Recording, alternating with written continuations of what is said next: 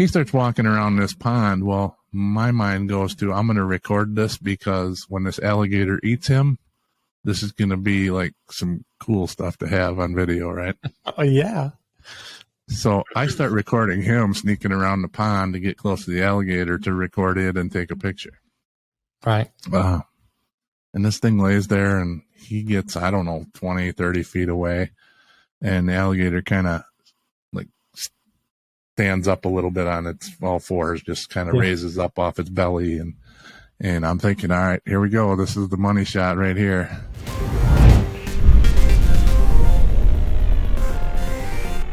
Hello. Welcome to our podcast, Digital Forensics Redefined. I'm your host, Calvin Weeks.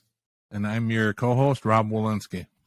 There's only one truth, but multiple techniques to find the truth in digital forensics. We explore those various methods by examples of real cases and incidents where digital forensics was either used or not used and how that affected the outcome. So, Rob, you got our topic today. Tell us what that's going to be about. Well, it's definitely not a case. I'd refer to it more as an incident. Okay. All right. We'll take that. I'm going to step back in time here a little bit to about 1997 when I was a newer law enforcement officer. Okay. Myself and another investigator, we were working drug cases. And at that time, cellular technology was still, I guess, in its infancy stages compared to where we're at today, but it was there. So back then you were able to identify as an investigator working drug cases, you were able to see the value of digital forensics in those kind of cases. Yeah. It was almost all the time, even then, even with the old T3 technology where you had to hit the button 3 or 4 times to get a capital D to text somebody to say you had drugs, Yeah. And then the message never fit on the screen, so you'd have to scroll down to finish the message, and the date and time would be at the bottom or whatever. Yeah. Well, that was back in the days too, where the cell phones were not as advanced. So sometimes it was quite often. A lot of times you may not be able to get the data out of the phone, and you're using video cameras and video capturing the screenshots and all that kind of stuff, right? Almost exclusively, yeah. A lot of times the software and the hardware that you had at that time, you could maybe get the contact list out of it. Anything else or something would be manual, photos or video. Yeah. Okay. All right. Continue.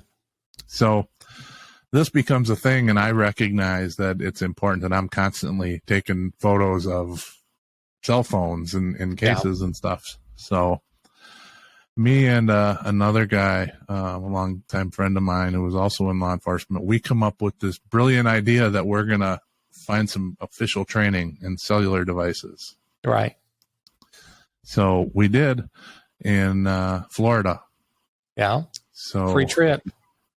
Well, yeah, free trip. I did survive, obviously, because I'm here today. But so we book flights and we book a hotel room and we rent a vehicle and we land our butts in Florida.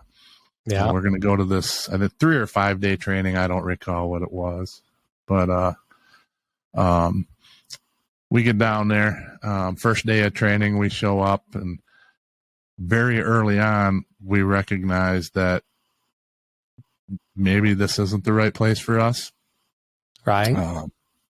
And the reason I say that is because everybody in this room, this training room, was smart. So you wasn't smart? Well, I'm not sure if I would describe me as smart or not in relation to cell phones and these people that were coming to this training, but yeah, being that you started out and you're a drug guy, right? Yeah. Yeah, I'm working drugs and these guys are doing high-tech stuff. Right. I just want to know how to get data off cell phones, and these guys are talking about all kind of craziness with this stuff. So, right. But I think they recognize the fact that maybe we weren't the sharpest marbles in that room as it relates to cell phones as well. So they kind of catered the training to us, and we fit in, and ultimately it was very educational. I mean, I would have to say the two of us probably learned the most because we had the most to learn when we arrived. So, right. But in any event, along with the training, we get there day one, lunchtime. We've heard all morning about this alligator that lives in this retention pond out off the parking lot of this training facility. There's some woods. There's a main highway out there. It's kind of off the highway. There's some grass, and there's this retention pond. So we don't have a lot of alligator sightings in Wisconsin. And I thought these guys were just messing with the two dum-dums from Wisconsin. So we go out there at lunchtime. There's no alligator, and now I'm convinced that this is all made up. And because all these guys were from Georgia and Florida, that area. Yeah. We were the only two that got on an airplane to fly down to go to this training. We had no idea what we were getting involved with. So later that afternoon, we have another break. We go outside, and lo and behold, there's an alligator laying on the bank of this retention pond out there. Right. And I don't remember they had a name for this thing. Someday they were telling us, like, some days they'd come out for break and this thing would be in the parking lot laying on the cement because it gets warm and they like the warm sometimes. Oh, yeah. Yeah. Or sometimes it'd be underneath somebody's car in the parking lot. And this was like normal life. Like, this was foreign to us. We got Bigfoot and some crazy things up here, but we don't have no alligators. So, anyways, this alligator's laying on this pond, on the side of this pond. And my partner, now we have cell phones. Now we're learning all kind of stuff. So he's going to sneak up on this thing. Right. All right. And he was much older than I was, but, I guess in some respect he'd lived most of his life, and if this alligator ate him, I guess he was okay with that. But anyway, so he's going to sneak up on this thing because he wants to get some close-up pictures, and at that time we didn't have the fancy zoom cameras and all that. So he starts walking around this pond. Well, my mind goes to, I'm going to record this because when this alligator eats him, this is going to be like some cool stuff to have on video, right? Oh, yeah. So I start recording him sneaking around the pond to get close to the alligator to record it and take a picture. Right. And this thing lays there, and he gets, 20, 30 feet away. And the alligator kind of like stands up a little bit on its all fours, just kind of raises up off its belly. And I'm thinking, all right, here we go. This is the money shot right here. And nothing happened. I mean, ultimately, we ended up seeing this thing all week. It didn't eat my partner. We got some cool. I still have the video and the photos from that, but so we ended up learning a lot. Yeah. I guess the point of the whole thing is that was kind of my first exposure to formal training. Since then, I've been to many, many trainings. So yeah. Some of my beginning trainings was similar stories, but yeah, you got to start somewhere. And back in those days, you and I, kind of started around the same time. You can learn a lot really quick, and then after a while, then it's either catching up or just learning the new technology that's out, because cell phones have advanced tremendously from back in the 90s. Yeah, you wouldn't even people today, like my kids, they wouldn't even recognize. They wouldn't know what to do with the old flip phone, or what was it? What was the one that had the little ball on it? It had like the roller ball. It was a Motorola something, wasn't it? Wasn't the Motorola Razr? That's not the one I'm thinking of. No, actually, it was a Motorola. BlackBerry. Yeah. Now BlackBerry's coming back again. It's kind of like bell-bottom pants. It seems like it comes full circle, and now people are wearing the old bell-bottoms again. Yeah. Well,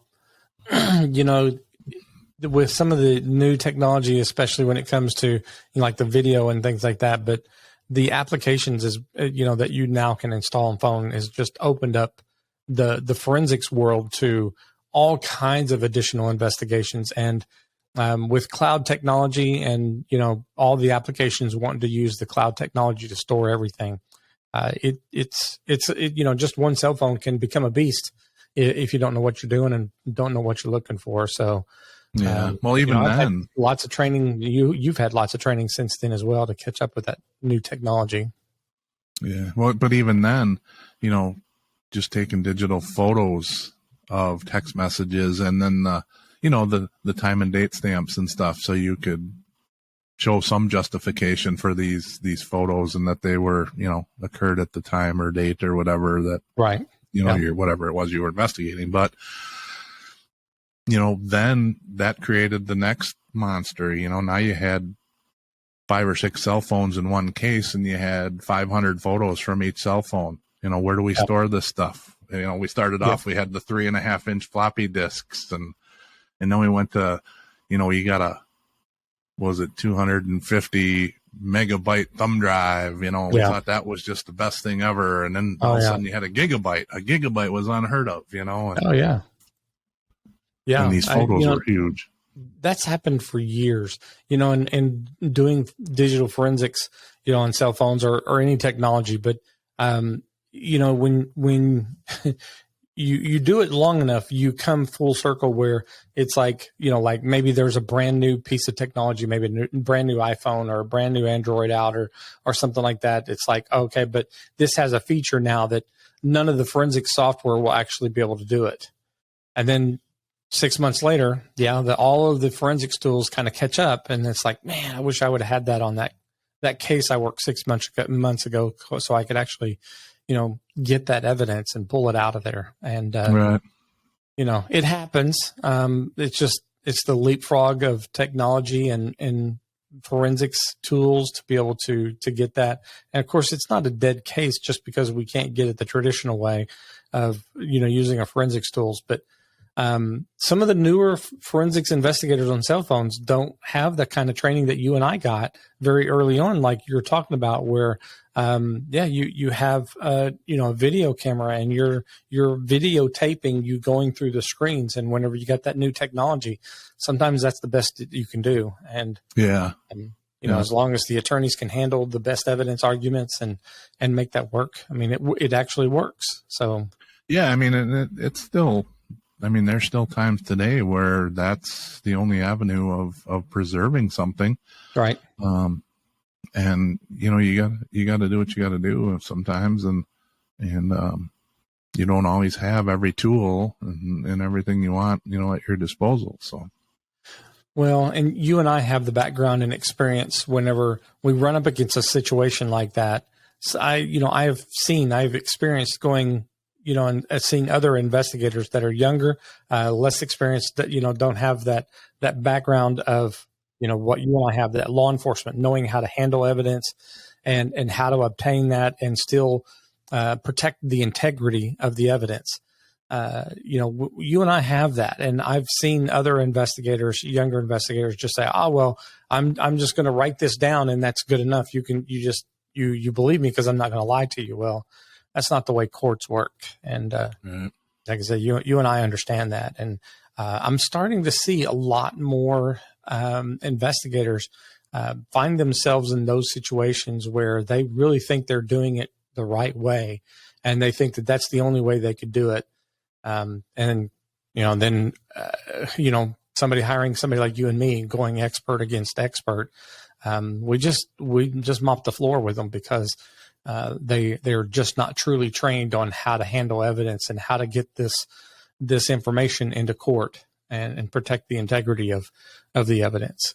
Well, it kind of makes sense that, it's kind of like the old adage, things were rough back in the early days of things, where you had to walk to school uphill both ways and all that. Yeah. Well, so I had to survive an alligator attack to be able to get myself into cell phone forensics. So the trauma of thinking my partner was going to be missing a limb and I was going to have it on video at the time.